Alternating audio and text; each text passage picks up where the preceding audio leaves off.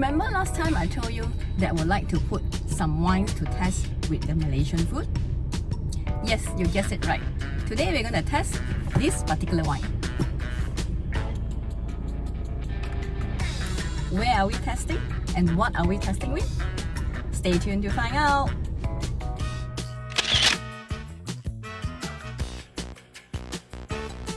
Hi, I'm Trina. Welcome to my channel where we make wines more approachable for you. First of all, you must be very curious to know why am I doing a recording in the car. That is because today we are doing something very different from the usual video. Yes, we are finally going out for dine out, which means wine and dine outside.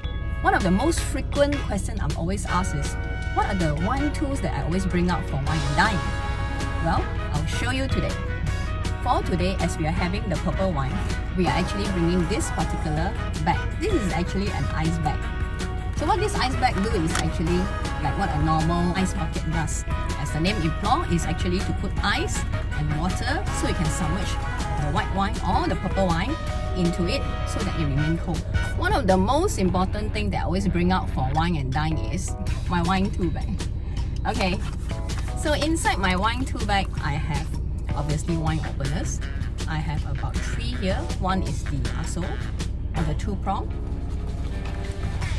The second one will be my golden wine opener. And the third one would be the normal opener that I bring out, which is this one. And inside my bag also, I always carry with me some drop stop. The drop stop is actually to use to put on a bottle, and when you pour it, the wines don't go to wastage. That's why it's called a drop stop. So this is my wine tool that I always carry.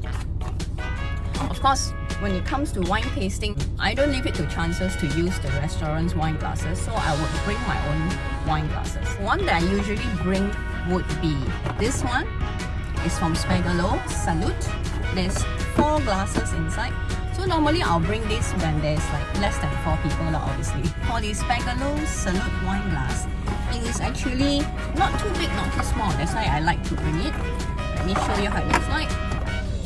This is how it looks like. It's the one. As mentioned, it's come in sets of 4. So I kind of like the idea because sometimes a set of 2 is just good for 2 person, and most of the time we have up to 4 person for gathering for wine and dine outside. So it's good to have this instead of 2 packs. If there is more than 4 packs, or if there are more than 4 people coming for the wine tasting, I'll usually bring the ISO glass, which comes in a box of 6. And lastly, this is what I normally carry.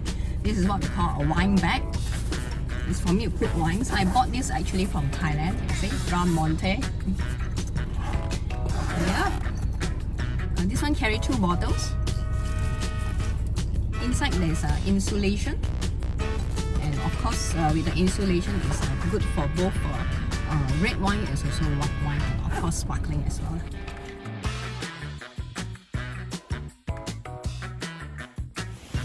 Yes, we are finally here. Can you hear the sound of the fountain? Take a guess where we are. You guessed it right. We are at Desa Park City Plaza Arcadia. And the place that we're going to dine can be seen already in the picture.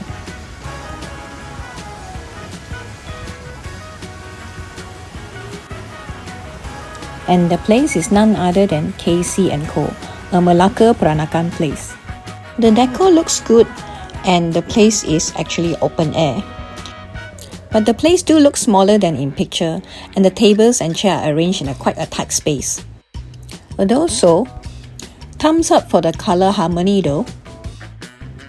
Given the fact that it's a full house, I've decided to order the food first before the arrival of my guests, because I'm not so sure how long they will take to prepare the food. To my surprise, the food came swiftly like food from a worker's canteen. The only disappointment was the nyonya otak-otak that I wanted to order was not available. Instead, the staff recommended babi asam to me. Of course, while waiting for the food, I have actually chilled the purple wine and also pour out into respective glasses to be enjoyed. Kindly note there is a corkage charge of RM30 which I find it quite reasonable. Cheers everyone! If you like this video so far, please give it a thumbs up. The food that I most look forward to was this sambal petai prawn. Unfortunately, it's a disappointment to me because I couldn't really taste much of the petai. Hence, the food score I can only give this score, and with the wine it was even not so good because it was actually overpowering the wine. Next was the babi asam. I would say it's definitely not for me as I find it too dry, a bit too fat. And for the portion, it is a bit pricey. Good news is the fat does goes well with the wine, and that's why I gave it a 3/5. I was looking forward to the Hainan pork satay as I'm a big fan of satay, kajang girl ma, but it was way too fatty for me with little meat. Guess I like my satay meaty. But if you like your pork fat, then this is for you as it can go very well with the wine. And that is why I give it a 3/5. My favorite dish was actually lemak pucuk paku. I've grew a liking to pucuk paku, and this dish, the chef actually did very well with blending in with the santan. In my humble opinion, the purple wine was pair best with this dish. Second favorite was the Casey & Co salad. It was crunchy and refreshing, and I find that the fried wonton skin quite original. However, I'm a much more bigger fan of the vegetable, hence I prefer to have more vegetable. Because one of my guests was the chef friend, we were lucky enough to get a taste of the sago gula Melaka and also the tau sa pia cake for dessert, which is FOC. We hope you like our sharing on the food from Casey & Co and the purple wine today. Let us know which dish you would like to try, and would you like to try the purple wine as well? Comment below.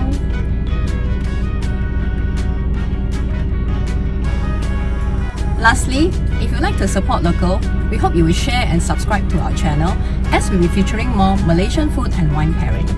Till then, have a wonderful day. Bye!